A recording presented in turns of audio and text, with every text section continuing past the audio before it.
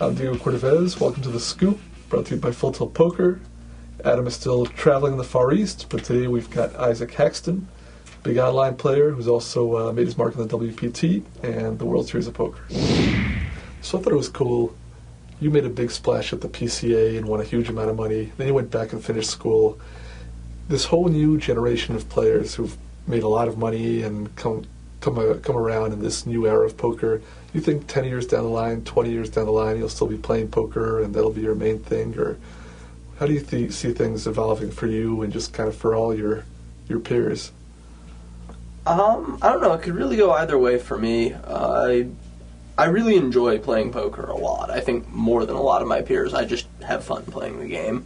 So I think that makes it a lot more likely I'll still be around in 10 or 20 years.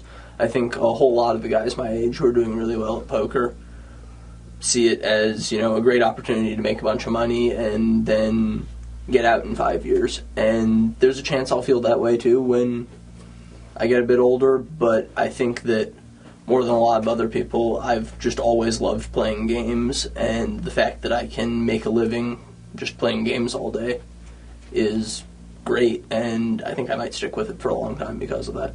Is the reward of the game itself a big motivator for you, or what are the things that drive you? Yeah, absolutely. I just love the challenge of playing poker at high stakes against very tough players, and I think that, more than the money on a day-to-day basis, is what motivates me to put in hours. It seems like one phenomenon that's taken place in the games that you like to play, high-stakes cash games online, is that they're drying up in the sense that tough players don't want to play other tough players. I mean, they want the challenge, sure. But at the same time, to make a living, you need to play against weaker players. So you see this phenomenon where you see guys sitting at the table by themselves all day. Yeah. So what do you do about that? And is that something that you think some people have a short-sighted approach towards, or what are the dynamics of that? Well, an obvious dynamic of that is that it makes it very tempting to go out and get a second screen name and deceive people and get people who otherwise wouldn't play me to play me because they think I'm somebody else. And how long can you get away with that? In other words, I mean, realistically, let's say you come out, you're a new guy, they don't know you, how long before they either say, this guy's just too tough even though we don't know who he is, or he must be someone good under a new screen name? Anytime a new screen name comes out of the woodwork and starts playing a lot of hands at high stakes, people are immediately saying, who might this be? Right. Is this Antonius's new account? Is this Right. Lars's new account?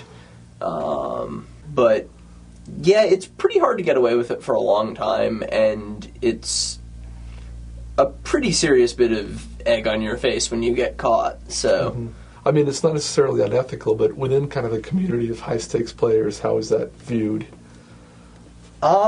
It's viewed as pretty unethical, I think. Almost everybody who plays high stakes, especially high stakes heads up, thinks that you should not be making multiple accounts in order to deceive people about your identity. So it's against the site's policy, and you're risking getting your account closed when you do it, and you're gaining an unfair edge over the people who are not doing that. So you wouldn't do that? I wouldn't do it. So I mean, that's kind of a short-term thing, which, given the reputations that people have managed to build up, you'd think only a small minority of people would engage in that. So yeah. So what is the longer-term solution? Is it just, short of hoping that newer players come in as, the landscape changes legally or just public relations-wise, is it playing in other environments or other games, or what's the answer? Well, there are a few different things. Recently, there's been a lot of action in the high-stakes pot limit Omaha games. So a lot of the pros who are having trouble getting action in No Limit are learning pot limit Omaha to switch over to those games. The good news with pot limit Omaha is it's going to have a lot more variance short term. So you're going to keep more people engaged and more people thinking they're good players if they're not, which is important to poker. Whereas No Limit is a lot more cold water in the face.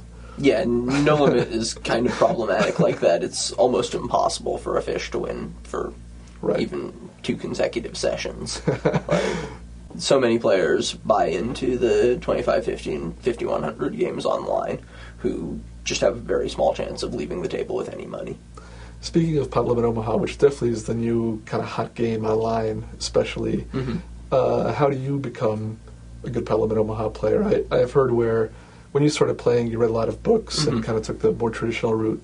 You've won a lot of money and been successful in No Limit, so obviously you understand the fundamentals of poker theory, but transitioning to Pot Limit Omaha, how would someone go about doing that? If you want to encourage people. Don't do it. It's very hard and you'll lose all your money. No.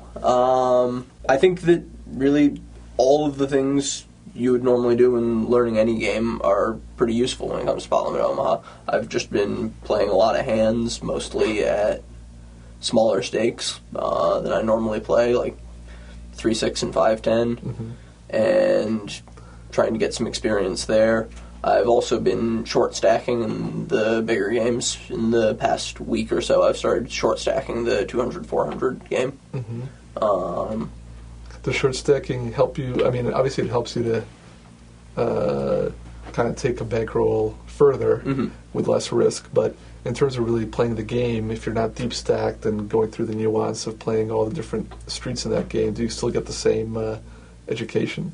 I would say it's not as educationally valuable. I'd say it's mostly valuable because it lets me play in very good games where I'm not all that confident in my play. It makes all decisions relatively easy and lets me play in soft games where I can take advantage of the people who are playing too loose and making simple mistakes pre-flop. There's an advantage just being able to play in the games. You're going through the hand history, seeing how other people play, learning from that, which obviously is a key. I always thought, I mean, I try to learn through every means available, and now there are more means than ever, but one great thing is any game you play in, if you just watch the people who are the winners in that game and emulate them, you're going to go pretty far. It seems like people don't even take that lesson to heart. Yeah, that's very true. That's the most traditional approach. And online, you've got the added benefit that you can actually see what cards they were playing and losing pots, or when you would normally see the hand after you've played a few hundred hands with them, you can go into Poker Tracker and see what percentage of hands they're playing by position, how often they're cold calling, their attempt to steal percentage. You can really just dissect every aspect of somebody's game. It's very useful. I saw some things early on when as you were really emerging in the live tournaments, and when I started playing, Math Guy was kind of an epithet, and then it would be used as as a criticism of someone who was a very kind of narrow, unimaginative player. Now the whole world has come full circle, and now guys who don't understand math or who are seen as less sophisticated in math are really laughed at, especially in the online circles. So I saw some things where, you very objectively said that guys who are live game players and live tournament players especially just aren't as sophisticated in terms of the math. You see that gap closing, or obviously it'll close as people play online and kind of there's more of a melding of the two worlds, but apart from that, especially for guys who don't play so much online, is that still a big edge, or is that gap closed? It's starting to close. It hasn't closed altogether yet. There are definitely still a lot of guys out there who are still doing pretty well, who have gotten by on intuition and experience, and who maybe aren't all that strong when it comes to really going into detail mathematically analyzing a situation. Now, and when you're talking about mathematically analyzing a situation, obviously in an all-in situation or in kind of a shove or reshove situation, analyzing the equities based on hand ranges is pretty clear. And even if people aren't thinking mathematically, that's what they're essentially doing. But what other situations does math apply, or are people maybe not even realizing that a mathematical approach would be valuable? Or is that really the essence of it in all-in type situations? Especially in a tournament, simply analyzing something as straightforward as, if I re-raise all in here, he'll fold this percentage of the time and I'll have this much equity when called, is a lot more math than a lot of people are doing. And just, even though that's clearly what they're thinking, is I'm going to get the fold some of the time and I'm going to be in okay shape when I don't, there are a lot of people who are moving in either way too tight or way too loose in spots like that because they haven't actually, worked it out on paper and figured out what's needed. Besides the kind of your emergence at the Poker Stars tournament, last 2 years you've made final tables of the World Series of Poker, so more than a lot of online players, you've also established yourself in the live tournaments. Did you take any kind of systematic approach to attacking the live tournaments, or was it just kind of a gradual? I'll start playing these, doing what I'm doing, and then adjust iteratively as I go along. At first it was just sort of, I'll try out some of these. I went to one WPT at Foxwoods because it was nearby, and then I won a package to the PCA and thought, this will be fun, it'll be a vacation, maybe I'll get lucky in the tournament. And then after getting second in the PCA, I decided, hey, these are pretty cool, maybe I'll play a lot more live tournaments. And starting from that point, I started to take it a lot more seriously and really work on developing my live game. But developing it in what fashion? Mainly focusing on adjusting to the physical aspects of the game, to concealing my own tells and trying to pick up tells on other players. Besides that, it's essentially the same game as online. People tend to play differently, but once you've picked up on the tendencies, you're still playing the same game. Playing differently in what sense? They're just different people playing in the live tournaments versus the online tournaments. Like a different demographic. Yeah, exactly. Anything else.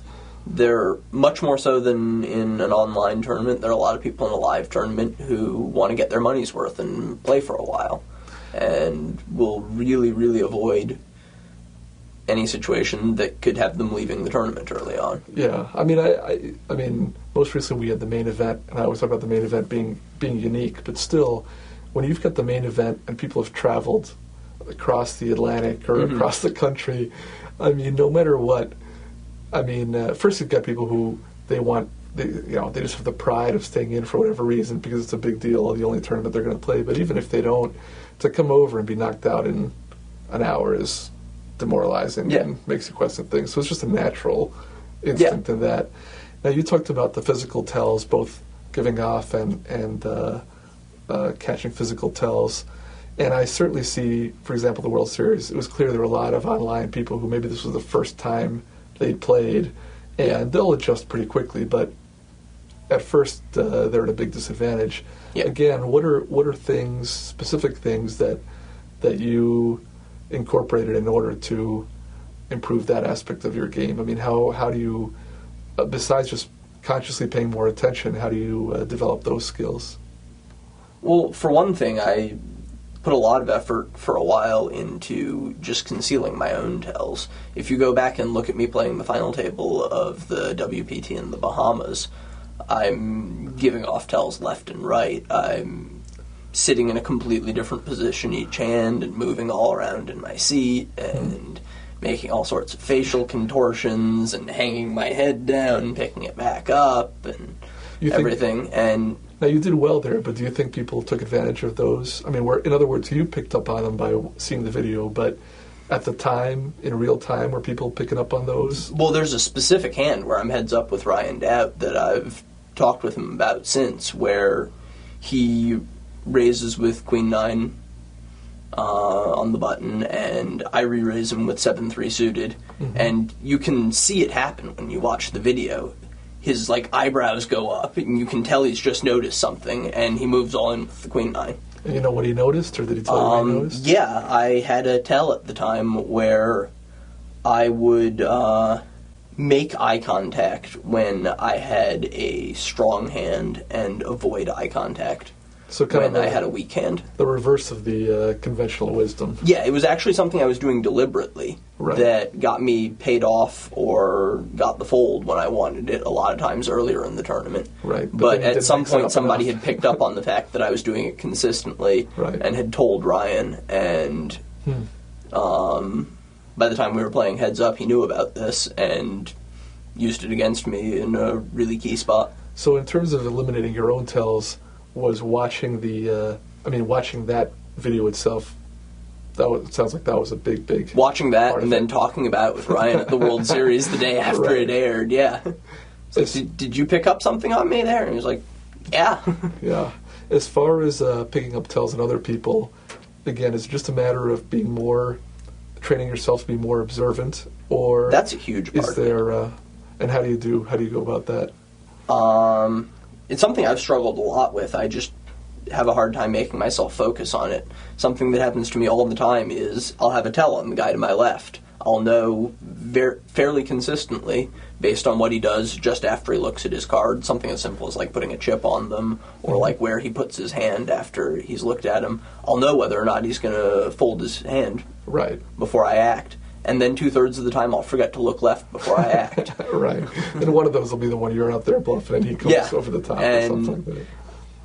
That specific thing happens to me just all the time in live tournaments where I just forget to look for tells when I should be.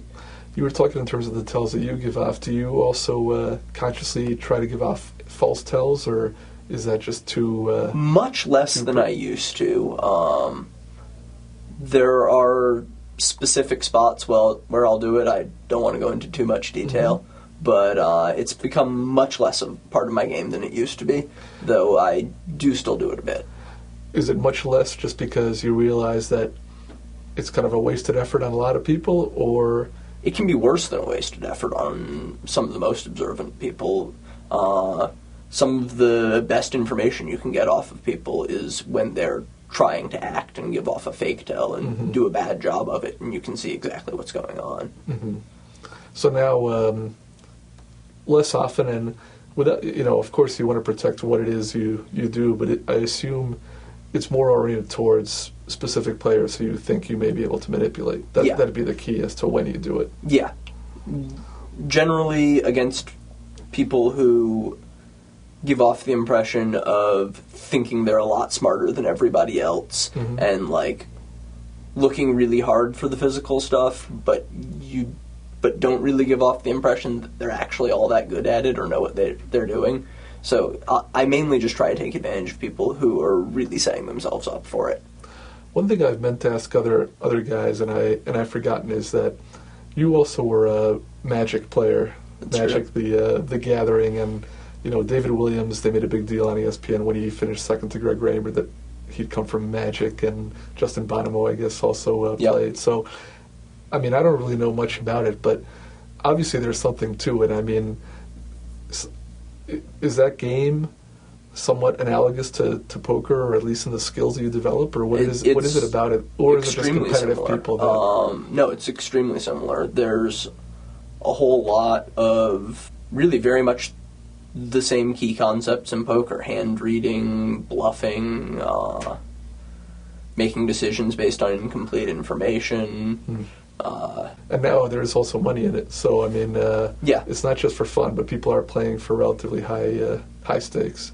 Relatively. I mean, not as big as poker, but enough to where people are playing their best game. I mean, I always explain to people that when I'm sure you've had the same, but people tell me, I've been playing the play money and I've won $10 trillion, and I say, maybe you'll do great, maybe not, but the play money people just aren't playing their best. And any environment in which people aren't playing their best, you don't know what's going on.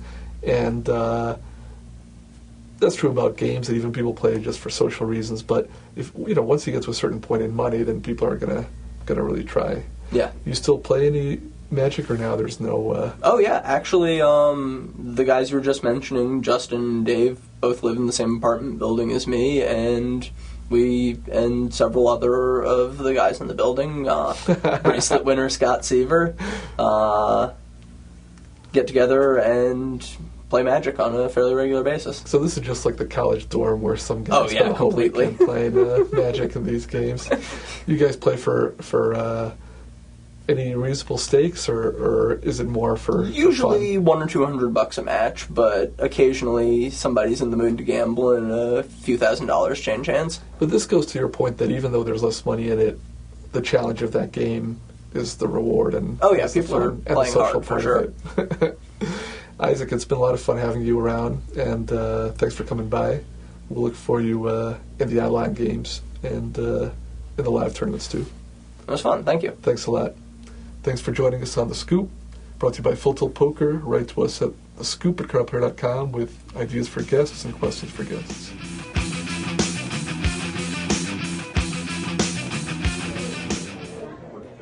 Two bracelets. Awesome. Well, you know, these aren't easy to win. I remember this one like it was yesterday. My opponent had me down to my left. Sorry. Anyway, it's down to my last few chips. So, I had to call. We play at FullTiltPoker.com.